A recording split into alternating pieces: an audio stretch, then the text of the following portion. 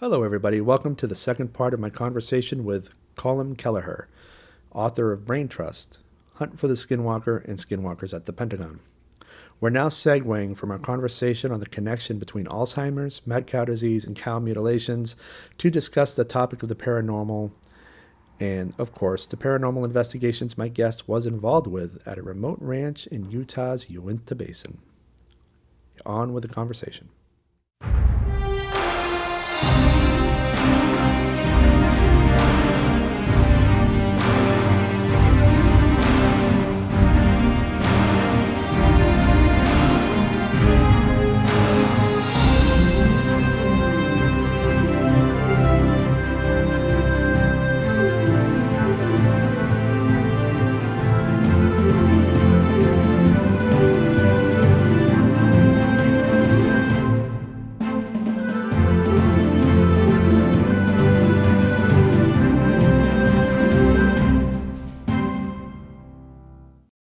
The scientific method, and I had initially asked you about it on the email too, because it doesn't seem like a lot of what went down there and what happens with other in other places is it doesn't really lend itself to repeats.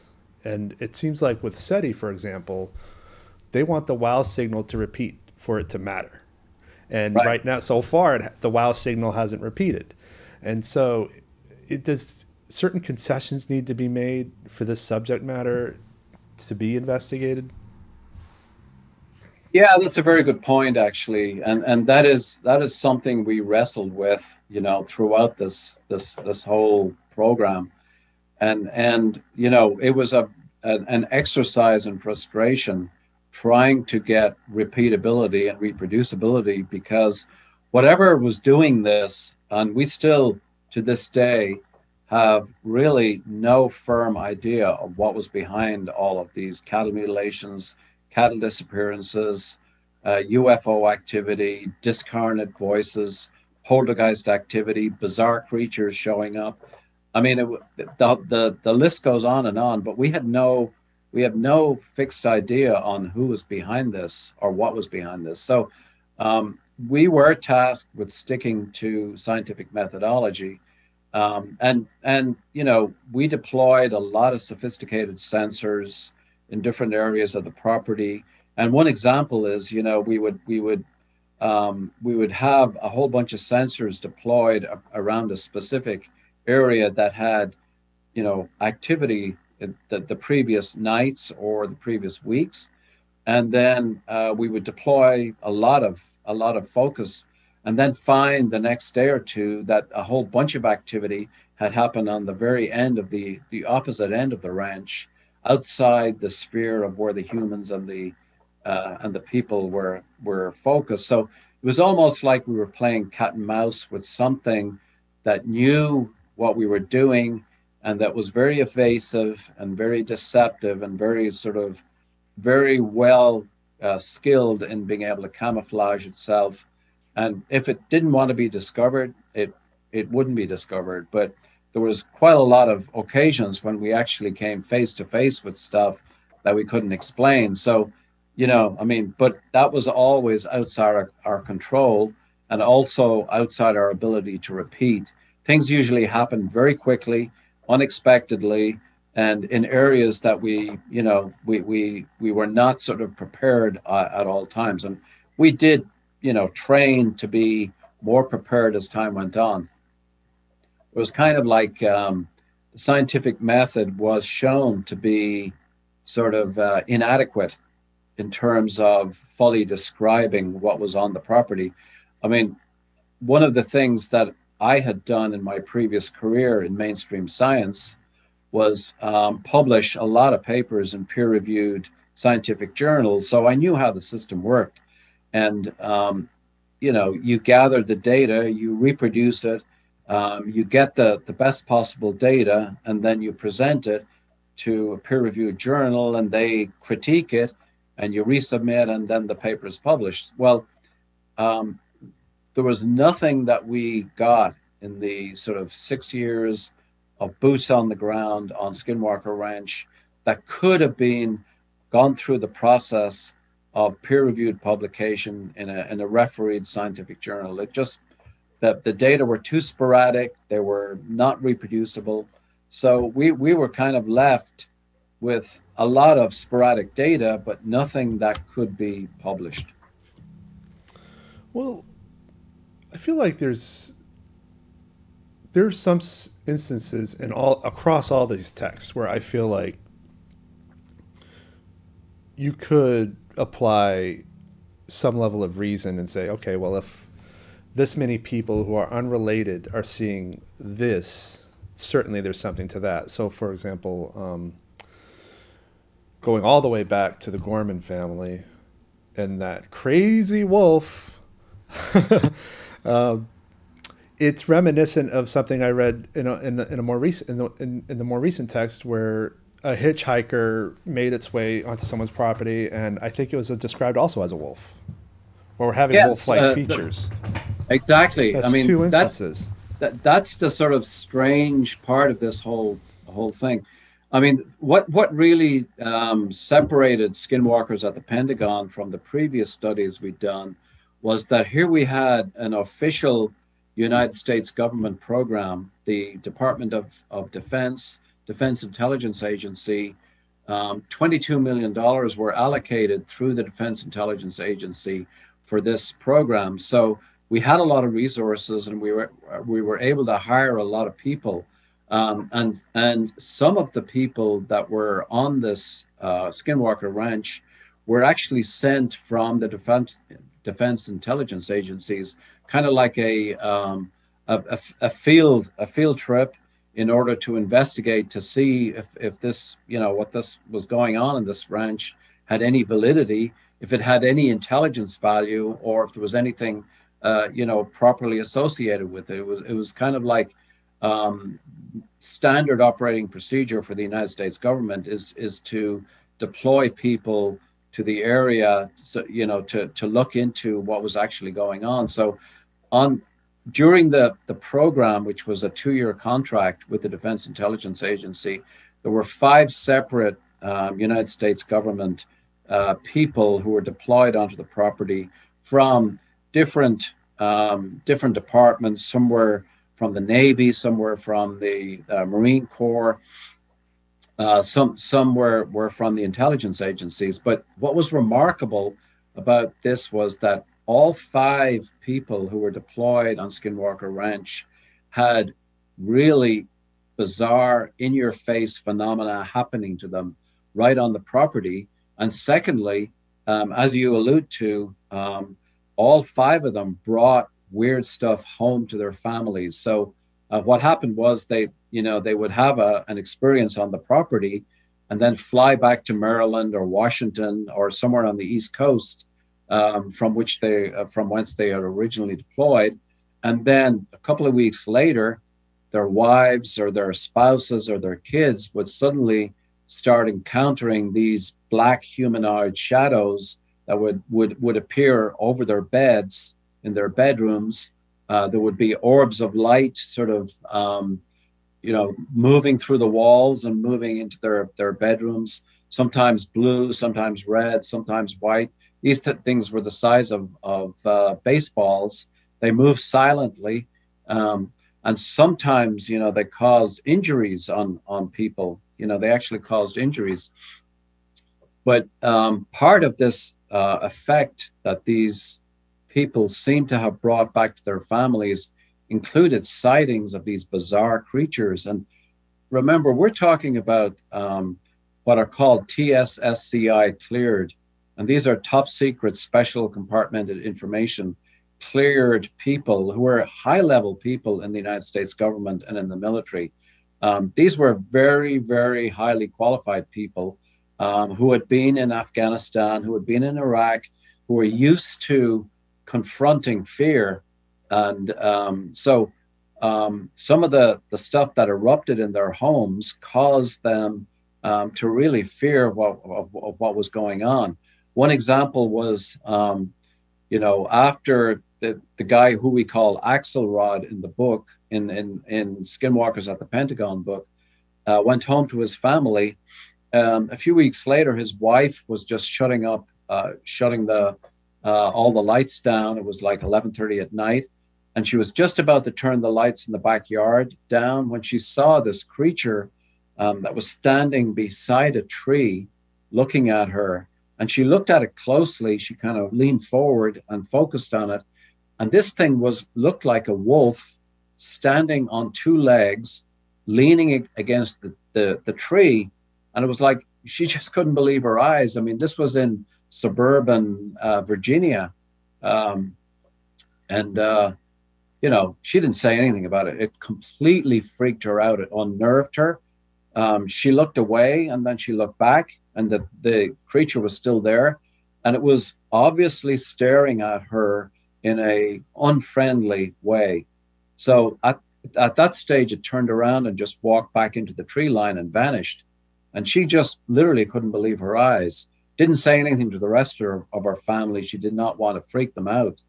But then 3 days later, her two teenage sons were in the living room of their same house when one of them noticed movement out the backyard. This was on a Saturday morning, 10 a.m., broad daylight. And standing in the backyard was this bizarre-looking wolf-like creature, again standing on two legs, staring at the kids. And the other kids sort of also saw it. And once they locked eyes, again, this creature looked very unfriendly, hostile. It began running towards the tree line on two legs, which is anatomically impossible. I mean, if you put a German Shepherd on two legs, it can at best totter one or two steps. So it's anatomically impossible for a large wolf-like creature to run on two legs. But that's exactly what this creature did. And not only that, it blew up a whole bunch of leaves that were on the ground. So this was not sort of some kind of, sort of apparition. It was having a physical effect on the leaves on the ground. And so it ran towards the tree line, and vanished. So the teenagers called out to the family. They were kind of panicked. They didn't know what to make of what this was. And so the mother came in, and, what they described was very, very similar to what she had seen three nights before. So the family then walked out into the backyard, down to where she showed exactly where this creature was, standing by the tree. And on the tree bark, there were these obvious claw marks on the bark of the tree. The implication was that this creature had made, strong, deep claw marks on the tree. So again, this was evidence that this wasn't sort of some kind of weird human perception thing. It wasn't an apparition. There was something physical about what had happened in their backyard. And so this was one of dozens of examples that this family, and this guy who was, promoted up the ranks, because obviously he didn't talk about any of this stuff at work because it was so bizarre and so outside what had happened. But this guy was very high level in the Navy, Department of the Navy. We're not talking about somebody who he was very high level, had top secret security clearances. All 5 out of 5 people who were on the Skinwalker Ranch property during that government program, they all had dramatic effects, and they all brought this quote unquote hitchhiker behind to their homes. And so not only the kids saw it, but also neighbors of this family started reporting weird stuff happening, all these blue orbs flying around their house. And even school kids who were friends with these two kids, who did not talk about what they had seen, but their school friends started talking about that they were starting to see weird stuff outside their homes. So we speculate in the book, in Skinwalkers at the Pentagon, that this thing is behaving like some kind of an infectious entity. The guy gets infected on the property, brings it home to his family. His family starts seeing weird stuff, and then their neighbors start seeing weird stuff, and then the school kids start seeing weird stuff. So it's almost like an infectious organism is moving out into the neighborhoods. And that's not the only time we saw that. We saw that multiple times of this infectious behavior of something that originated on Skinwalker Ranch and then moving out into the neighborhoods. Can you talk about the black triangles for a little bit? Because I gotta tell you, bro, I have been obsessed with these things since I was in high school. Actually, probably middle school is when the Unsolved Mysteries episode came out about it. It Oh was in yeah, the 90s. yeah, Um, and sometimes, depending on the source, that the they're different from the chevrons that were seen in the Hudson River Valley, but some people say they're the same things. And I just wanted to get your take on it because you have a whole chapter dedicated to the black triangles. right. There's a whole chapter in the Skinwalkers of the Pentagon devoted Yeah. to the black triangles. Yeah.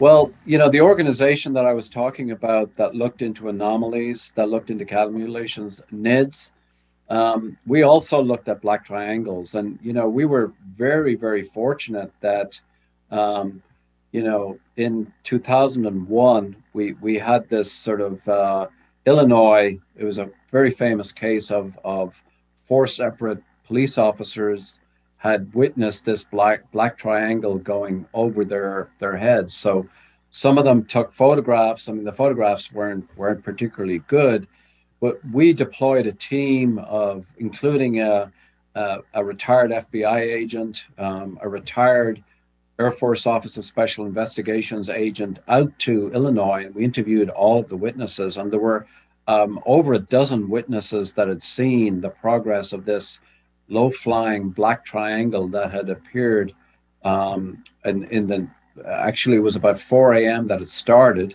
and then the last sighting was after 6 a.m. So it was in the air for over 2 hours. Different police precincts. There were four different police precincts who had seen it, had tracked it, had driven their vehicles in pursuit of it. So this was a really good case, and it became kind of legendary in the Black Triangle sort of investigations.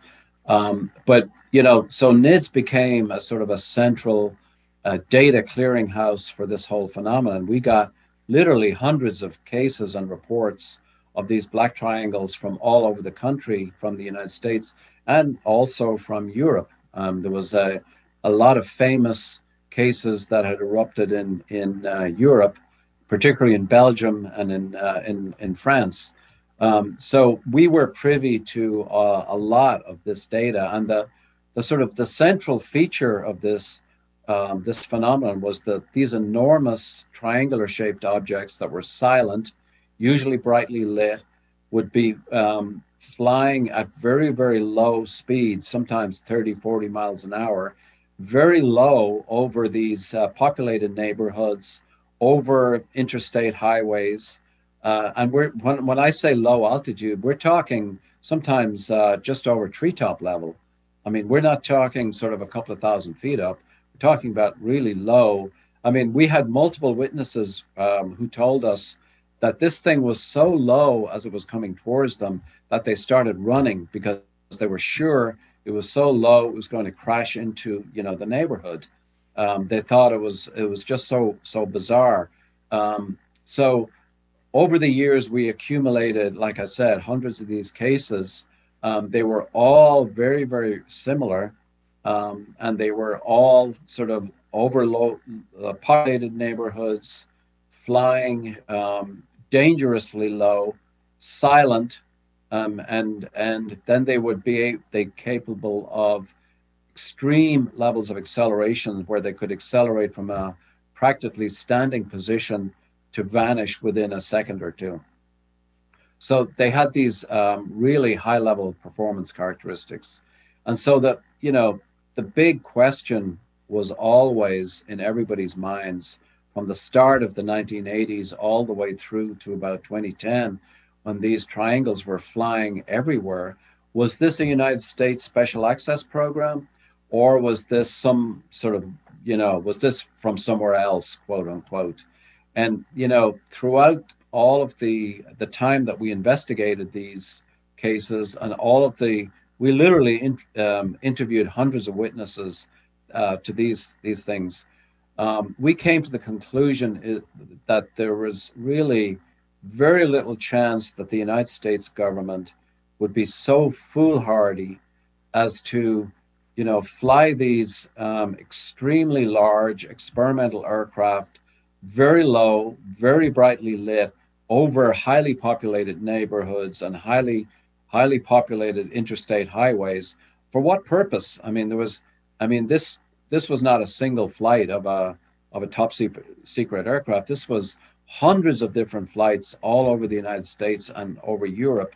So we came to the conclusion that these were not ours. These were not ours. And one of the chapters in Skinwalkers at the Pentagon, we specifically talk about this case where a guy is in a small town in Georgia, rural Georgia, comes out because his son and their friends are sleeping in a tent overnight. He has a 10-year-old son and friends, and the dog is barking crazily. So he walks out and he sees one of these huge triangular things that's literally parked over his property, and it's moving very, very slowly, but it's gigantic. It's the size of a football field, and so he tries taking video camera using a cell phone. His cell phone doesn't work. All of the electronics die in the cell phone, which is very usual behavior for this stuff. Bottom line is he goes inside, grabs a high-powered flashlight, runs back out of it, and illuminates the object with the flashlight. Instantly, he turns on the flashlight. He gets this beam from the underside of this gigantic craft, hits him with this blue light. He feels burning on his skin almost immediately, turns around, crouches to get away from the thing. He feels the back of his neck burning, so he ducks inside it. He's really scared, but whatever this blue beam that comes from this object is really hurting him. So he spent the rest of the time in his house. This object then eventually took off at a fantastic speed, but he woke up the following day with a really severe headache, and he had burns on the back of his neck, sunburn on the back of his neck. He started losing his hair over time. Our organization with the Defense Intelligence Agency contract had two contract physician scientists who were MD PhDs, so they were well versed in investigation of medical injuries. So we dispatched one of these guys who spent a lot of time with interviewing this guy. This guy had metallic taste in his mouth. His hair started falling out. The physician scientist took photographs of him. We had other investigators take photographs of him. He was losing his hair. He had multiple blood tests at the local hospital. He had really low red cell counts and white cell counts. If we didn't know better, he was suffering from some kind of radiation injury, non-ionizing radiation injury. So we had the fortune to have these medical people, MD, PhDs, who were able to follow this kind of medical injury case over weeks and months. Over the weeks and months, this guy developed a whole bunch of weird tumors. He got really sick. And then slowly, after about a year, he started recovering. But we were able to take multiple blood samples over time, and we were able to document in extensive detail. And all of this, all this medical data was protected by the HIPAA laws, which is, the privacy laws.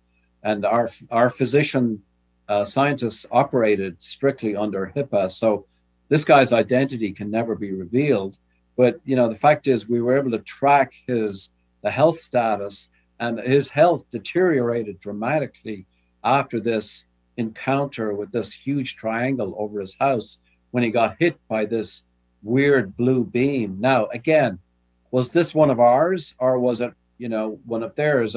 Why would a United States experimental aircraft be radiating a United States citizen on their own property for no other reason than they shone a flashlight at it? I mean, what's the purpose of that? There was, again, we went through this whole exercise of what is the agenda of something like this?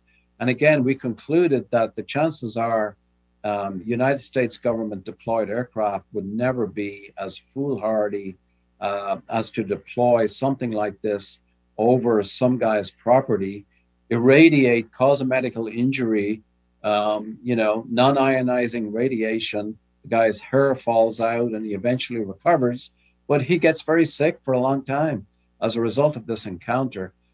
So again, that's sort of a codex to the black triangle phenomenon. It's not always healthy, it's not always good for your health when you have encounters like this. Well, I mean, the thing about it seems I can't buy into the idea that it's government either, because it just seems overkill for pointing a flashlight. Yeah. It's just like, that's something that somebody who doesn't think on our level would do. Exactly. I mean, if you had a drone or a robot that was programmed to react a certain way, maybe you could sort of get your head around that kind of dramatic overreaction, that it was some sort of pre-programmed response. But it makes absolutely no sense. It defies common sense for somebody, if that was a manned aircraft and it was an experimental aircraft from the United States government, to react in that way is just defies common sense. Blue seems to be a recurring horrible color for people encountering these things, whether it's an orb or a beam. I mean, those blue orbs that people encounter, and we have several instances in Skinwalkers at the Pentagon where we describe these encounters with blue orbs. Pretty well universally, they are not good for your health. I mean, if you see a blue orb, I would say run the other way, because we document a number of times in the book where blue orbs cause medical injuries, if they get too close. And we've had instances of blue orbs going all the way back to Skinwalker Ranch, where they injured, killed three dogs that were getting too close to them. We also had instances in Skinwalker at the Pentagon where we described this biotechnologist who was driving with his daughter towards Bend, Oregon, and sees these three blue UFOs in the field next to them as they're driving, and they start moving towards the car pretty quickly. Two of them actually come into the car. One of them goes right across the dashboard in front of the two of them. But one of them comes in through the window and enters this guy's left shoulder as he's driving, goes through the top of his body, and exits his right shoulder right in front of his daughter. His daughter is in the passenger seat, and it goes right out the window. But, it goes right through this guy's body and exits the right shoulder. And so, again, we have this sort of, we deployed the MD, PhD medical investigators that we had on this case too. And they, these two were followed for several months. And actually the main guy was followed for years. Medically, we had serial blood samples. But bottom line is this guy almost immediately after this event, when he got to his place in Bend, Oregon, started having these symptoms. And, his the left side of his face had this sunburn effect. He lost the use of his eye. It started watering, and his left eye started going bad. His left ear started going bad. Hair started falling out from the left side of his head after this thing had gone through his body. He came down with a rare form of ductal cancer, which luckily did not metastasize. But, within a few months, this guy was really sick. So we were able to monitor him with the aid of his, these medical physicians and we collaborated with the physicians that were treating him, in Oregon, and we documented sort of a vast amount of changes in the immune system, changes in the guy's physical health. Eventually recovered from the ductal form of cancer. Luckily, it was not metastatic, and so a few years later, was feeling a lot better. But the weird thing about his daughter, who had a close encounter, she did not have any ill effects. But she was in college, and then she went back to the East Coast to be with her roommates, and the same kind of hitchhiker effect erupted in her household. She had never been anywhere close to Skinwalker Ranch, but all she had was this close encounter with these weird blue orbs.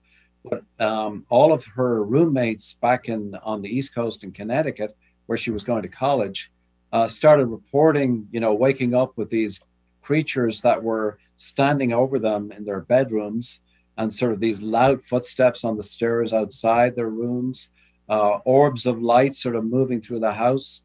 Again, the same kind of thing, the so-called hitchhiker effect. She went back from Oregon to the East Coast and brought something with her, but it was nothing to do with Skinwalker Ranch. So we figured out eventually that in terms of methodology, you've got to follow these people for months or years in order to really document what the effects of these phenomena are, as opposed to, you go out, you take their testimony for a weekend, and then you move on to the next case. You'll miss all of that, those kinds of effects. And so we were lucky to have the $22 million through the Defense Intelligence Agency to investigate all of these phenomena, because we were able to deploy these kinds of resources for a couple of years. And so that made a huge effect, I think, on the overall program. Yeah, it sounds a lot like. I've heard for years that people who have experiences as young people will often have them again as adults, and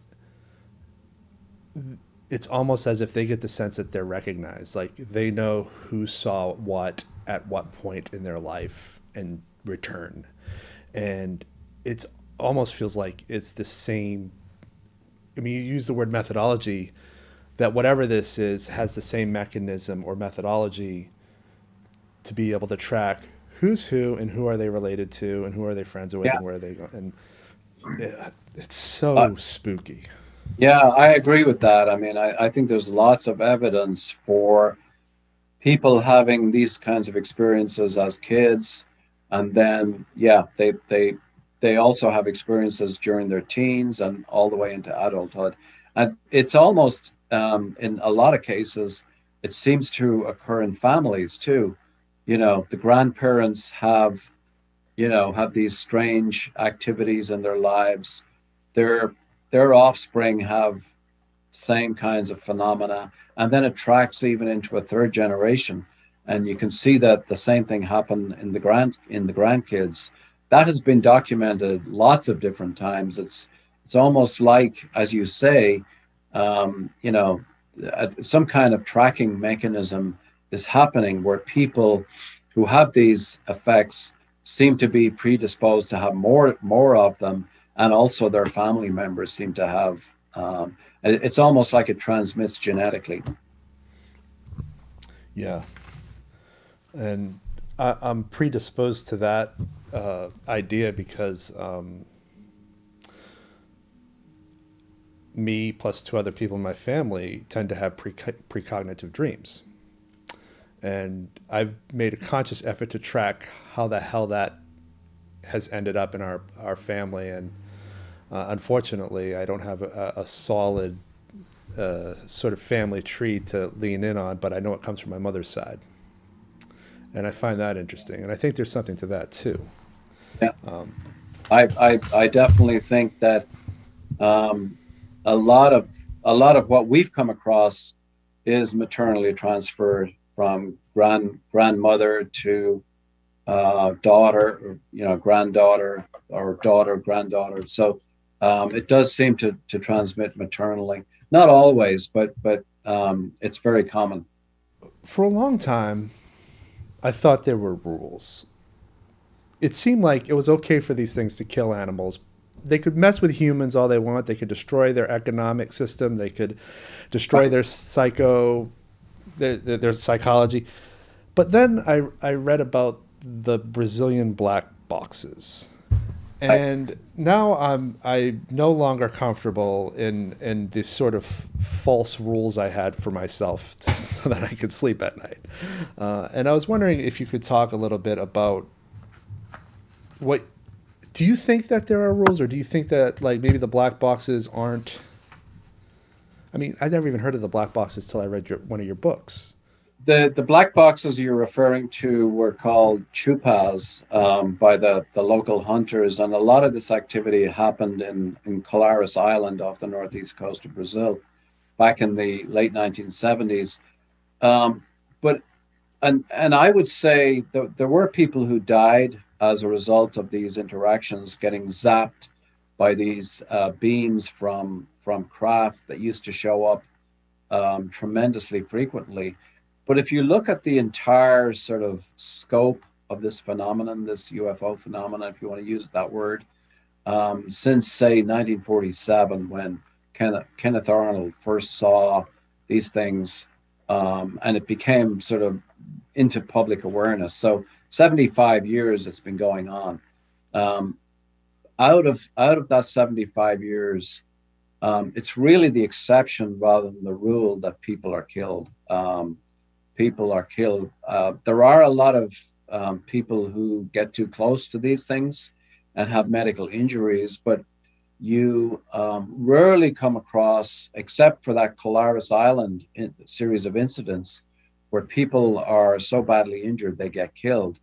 And you know, the question is, over time, is we have a lot of data on what the performance characteristics of these objects are. We've accumulated a lot of data in the last 75 years, everything from radar tracks to ground traces, performances, but we have almost no data in terms of what their agenda or intent is. And, you know, it may be that if people get too close to these objects, for example, the guy and his daughter that I just talked about in Oregon, and the medical injuries happen, is that as a result of them being in the wrong place at the wrong time, or is there some kind of intent there? And I don't think there's enough data, even in 75 years, to say that these are deliberately attacking people. I would tend to say that we don't have enough data on the agenda, quote unquote, of these objects. It's so I think it's an open question. I think it may be that a lot of these people are in the wrong place at the wrong time, and that, you know, whatever is interacting with humanity may not mean it harm necessarily. It's just that, you know, people who get too close to some of these things end up injured. Yeah, that's the impression I get. So like the black boxes, I think there was a sentence in there about how maybe the he was too close to a beam that was set for stun or something like that. Yeah. Or there was one instance I remember reading about. I don't remember which one it was in, where some woman was driving on a road and it looked like the ship was malfunctioning and she thought Jesus was going to come out of the light, so she stayed and looked at it. And I'm thinking, don't, Jesus isn't coming out, don't stay and look at it. And she ended up with cancer, right? Yeah, that's right. That happened in Texas. Yeah. So and I think also with that, I forget his name, it was a very famous case they made a movie on with the logger who got abducted, Oh, Travis and Walton. he later came to the conclusion that they were trying to help him because he was too close to the ship. So even though it was horrifying for him, he now thinks that they were trying to restore his health. Yeah, and I think there are a lot of instances of that kind of um, you know, where there's evidence that, you know, the upshot of some of these people, you know, they have healings, for example, as a result of interacting with some of these things. So it's not all doom and gloom. And so there seems to be a variety of interactions with these objects that uh, can cause, people's lives to change in sometimes a good way. You know, sometimes that, people are so overcome by shock and horror at sort of experiencing something that should never be real, that they can't handle it, and that's obviously another set of occurrences and consequences that happen. But I don't see any evidence that there's a deliberate attempt to harm humans, um, in any consistent way. How important are stories in all this? What do they play any kind of role in creating your own methodologies? For example, the Skinwalker goes all the way back to legend, and then you have your local myths. Oh well, I heard that this thing happened on this property at that time or whatever. Are stories an important role in helping you figure out kind of what's going on in terms of a There's continuity? a guy called Jacques Vallée who has written some very influential books in this field. And by this field, I mean the general topic of anomalies and UFOs and sort of things that should not happen. The sort of what Jeffrey Kripal from Rice University calls the impossible. When the impossible happens. But one of the books that Jacques Vallée wrote was one called Messengers of Deception. It was written in the 1970s. Was pretty influential, and essentially his whole premise was that the UFO topic does operate at the cultural level, and it operates via, having dramatic effects on people's lives in different ways. You've got different manifestations of these objects. You've even got people who are claiming to be contactees, quote unquote, who can have charisma and form, religious cults.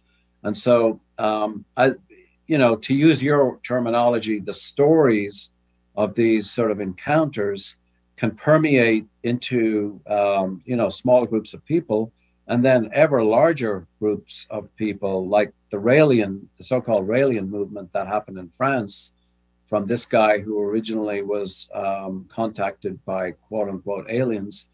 I mean, there are thousands of people in the Raelian movement, and it's a global movement, but it's a quasi-religious movement that's based on the original contact experience of a single person.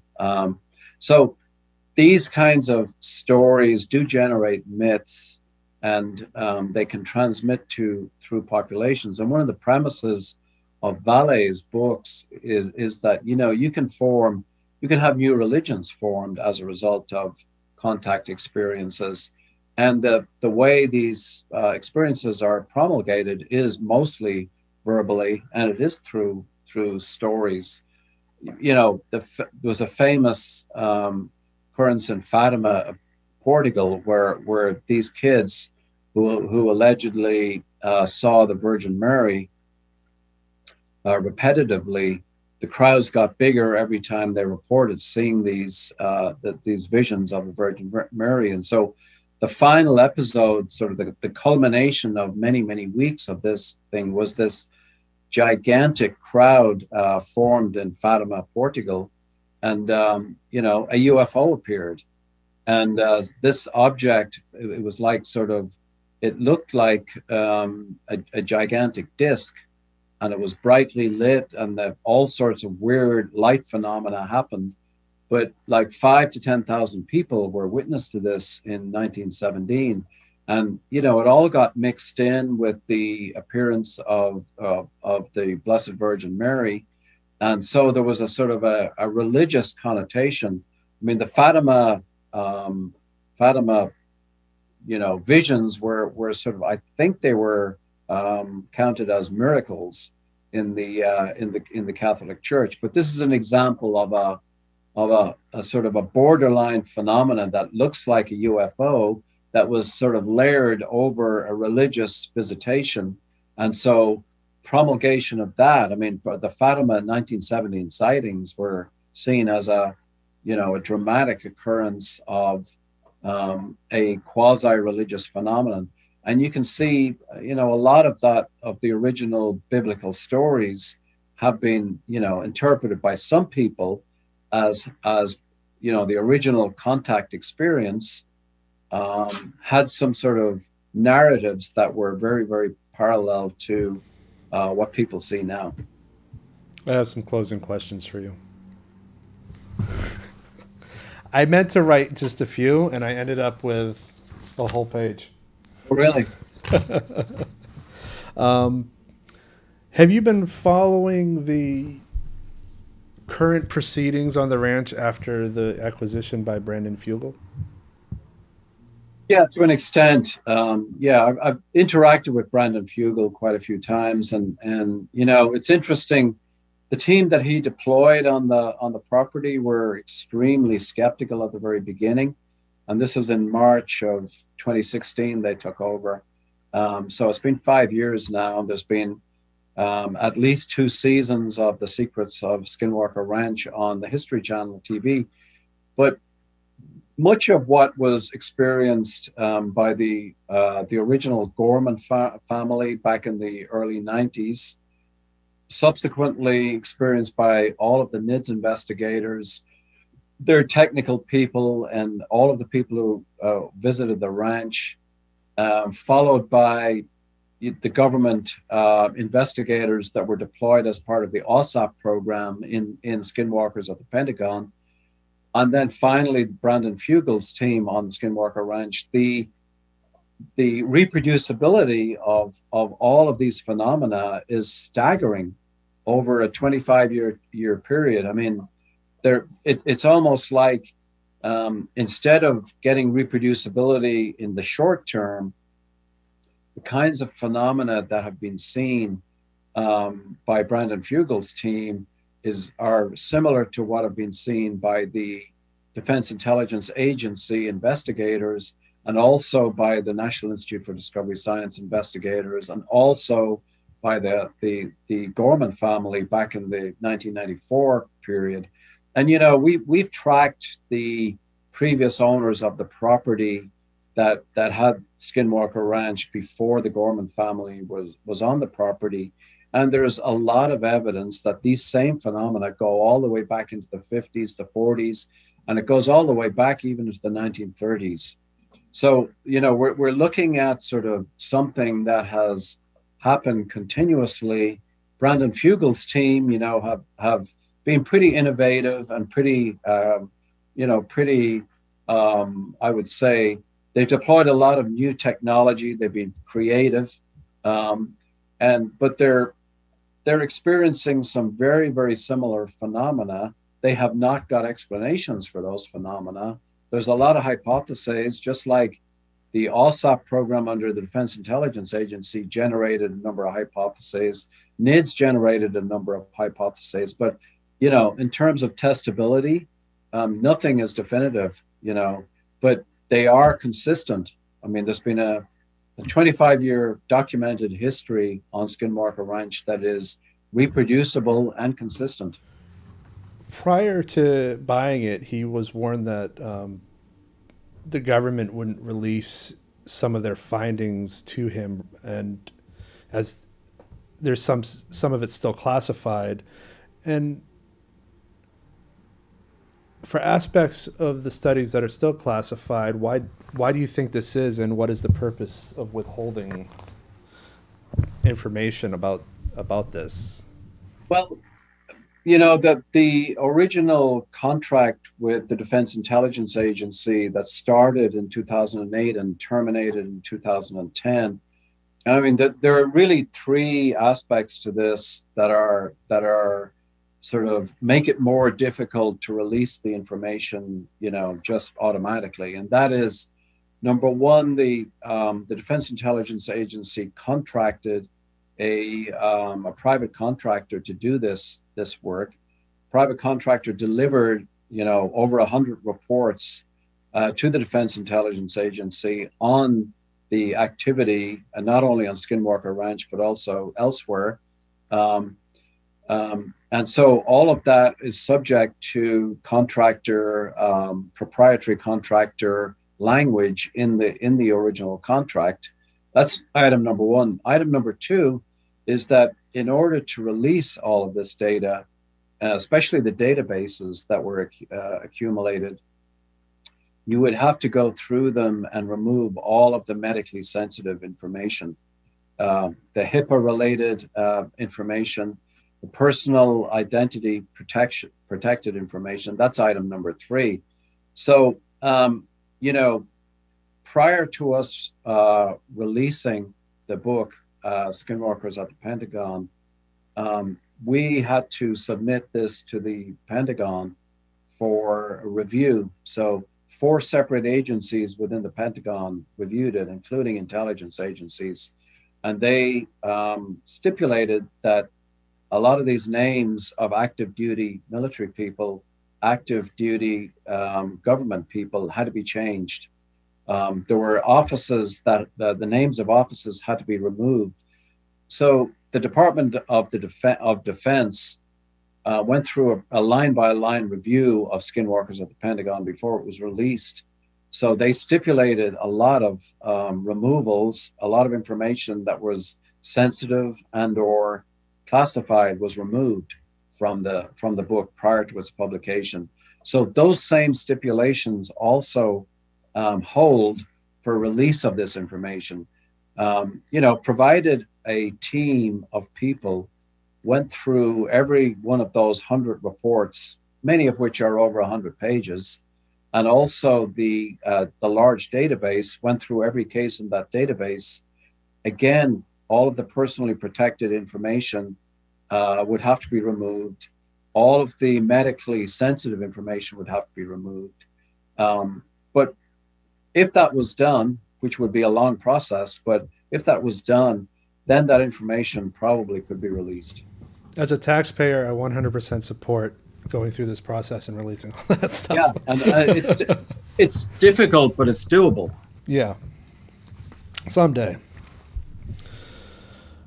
Okay, so I posted on my Facebook, hey, I'm going to be interviewing author of these books who was on Skinwalker Ranch, and if anybody has any questions, and some people had some questions. And so one of them is,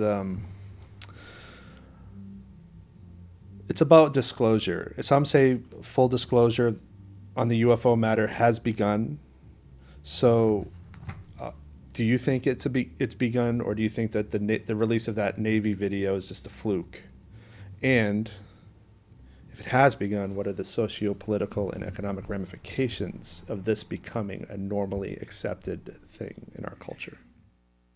Well, I think, June 25th, 2021, when the Office of Department of National Intelligence, ODNI, released this report to the public involving 144 cases of interactions between military pilots and F-18 pilots and also their carrier strike groups on either end of both East Coast and West Coast.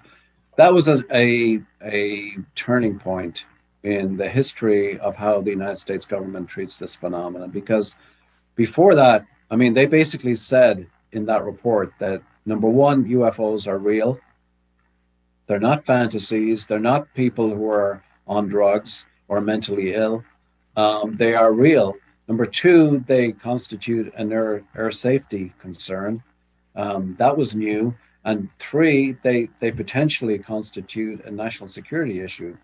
So the fact that the United States government came forward and said this to the public was a complete departure from the previous 75 years, where witnesses were regularly sort of labeled as drunks and mental incompetence, and sort of people have to be crazy to talk about UFOs. The other thing is that the United States government admitted that they had been studying UFOs, even though The standard line from the United States Air Force and from other departments had been, we lost interest in UFOs in 1969 when we stopped Project Blue Book, and the Condon UFO report put an end to all of our interest in UFOs.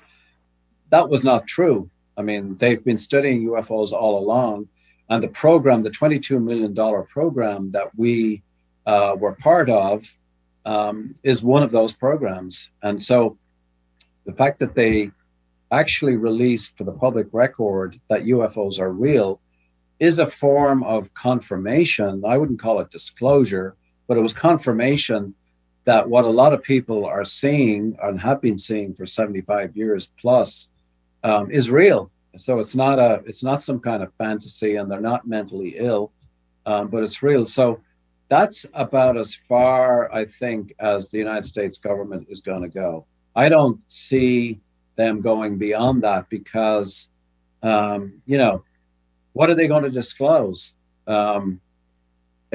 They've already disclosed sort of a short version that UFOs are real. They have no idea who these are, what these are, who these are, or they have no idea of a lot of the details of what would follow in quote unquote disclosure. Plus, there's an enormous body of classified work behind which this whole topic has hidden for decades that is never going to see the light of day. And so the United States government coming forward and saying UFOs are real, I think that is probably, as far as they will go.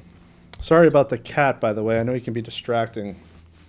Yeah, I'm allergic to cats, so that's probably why I'm coughing. He just keeps. I'm just psychological. Psychological. Yeah, that's right. The hypothetical part, the part of your brain that comes up with, could hypothetically be this or that, has that changed in any kind of ways from before you were with NIDS to after?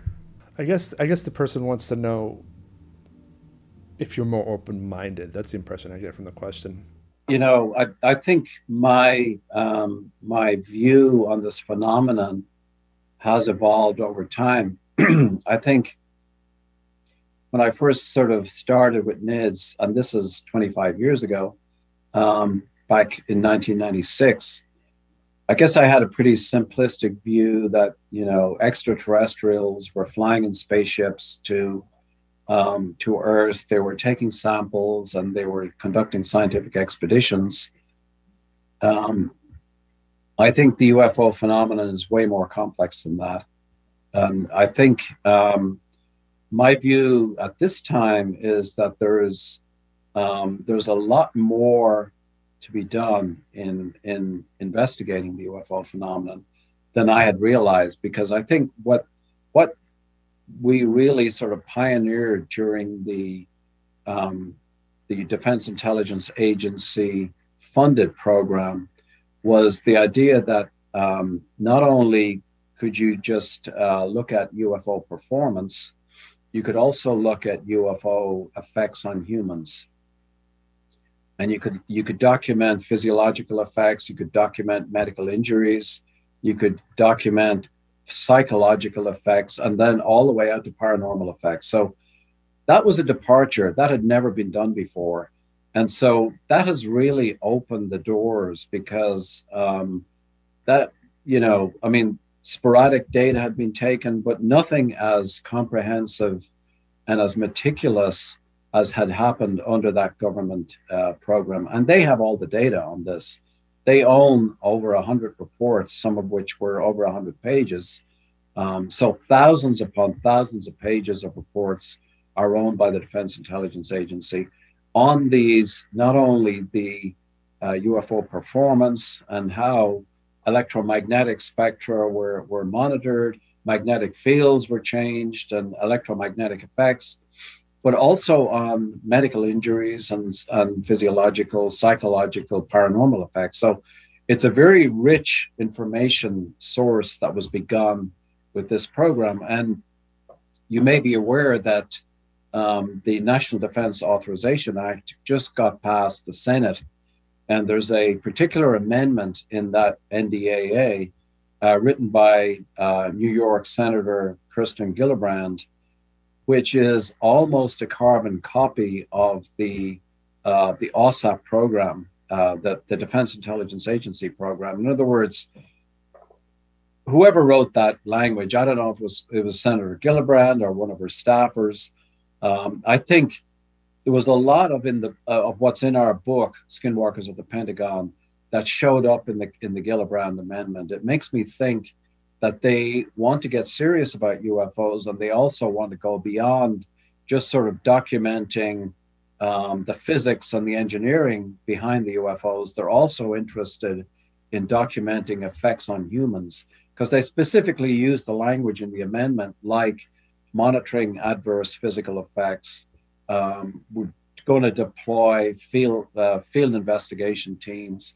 We're going to have effects on medical injuries. So it makes me think that, and obviously the devil is going to be in the details. If it actually turns out that the Gillibrand Amendment becomes law and is actually adopted within the Pentagon, then it stands a good chance that some kind of repeat of the OSAP program is possible. And that's something that I would never have imagined 25 years ago in terms of my thinking. The idea that the United States government in June 25th, 2021 would actually say to the public, UFOs are real. I mean, that's something I would never have imagined 25 years ago. Some part of me was, this past year even, I was just like, I wish Hynek was alive to see this shit. Yeah. I mean, he would have he would have celebrated, I think. I mean, again, nobody would have expected this. Do you think that this is another Facebook question. This is the last Facebook question, and then I'll have one more for you from me. Are humans interfered with, or are we just interacted with? Well, interference and interaction is in the eye of the beholder, right? I mean, there's still a lot of people who are having a lot of very intense experiences with UFO phenomena and with so-called entities associated with UFO phenomena. If you ask those people, their answer is we're being interfered with. If you ask the people who are having interactions with UFOs from, say, 100 yards away, they see a brightly lit craft. They may or may not have physiological effects. I would say they would answer interacted with. But I guess that the short answer to that question is all of the above. I think there are people who are being profoundly affected. John Mack, who was a Harvard psychiatry, head of the psychiatry department at Harvard, who spent a lot of time looking at these quote unquote abductions and came to the conclusion that these people were not mentally ill. They were actually reporting something real in their lives. Well, if you believe those people, and he looked at hundreds of people, people are undergoing intrusive procedures that are extracting, sperm and eggs from their physical bodies against their will. So these people are definitely having intrusive procedures performed on them. So that's beyond interactions. If you believe those people, it's a very intense interaction. What would you like to see from people in the UFO community? And the reason I'm asking this as the final question is because it seems to me like people are just waiting for more document releases or somebody else to make a FOIA request. People in the UFO community have had it's been a long time. And I think it's almost like the dam is broken now as of June 25th, 2021. We're now in a different era. And I guess their expectations are a lot higher than they were, a few years ago.